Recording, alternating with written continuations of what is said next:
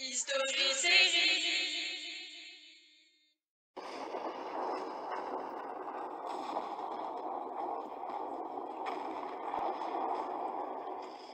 Aujourd'hui, après la guerre, je peux vous dresser un bilan très sombre.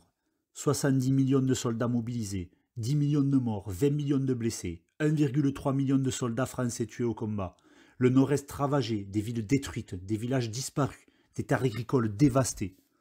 Les dirigeants se sont réunis à Versailles début 1919 pour écrire un traité qui signerait la fin du conflit. Oui, mais voilà, à Versailles, les pays vaincus n'ont pas été invités.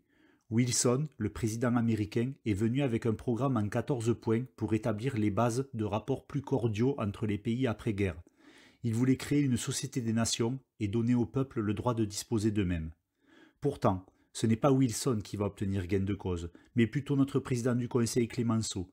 Il a été extrêmement sévère avec l'Allemagne, la déclarant responsable du conflit et la condamnant à l'impuissance militaire, à rendre l'Alsace-Lorraine, à payer des réparations. Finalement, nous ne nous étions pas battus pour rien. Mais je suis inquiet. Les Allemands parlent du diktat de Versailles, ils n'acceptent pas le traité.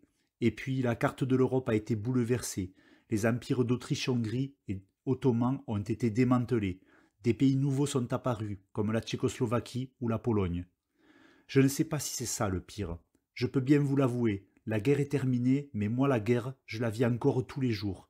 Dans la rue, je vois des gueules cassées, des mutilés, des traumatisés. Je passe devant le monument aux morts, je vois des veuves et des orphelins.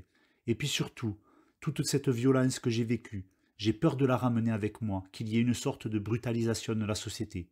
J'aimerais que cette guerre soit la der des der, mais je doute de l'avenir.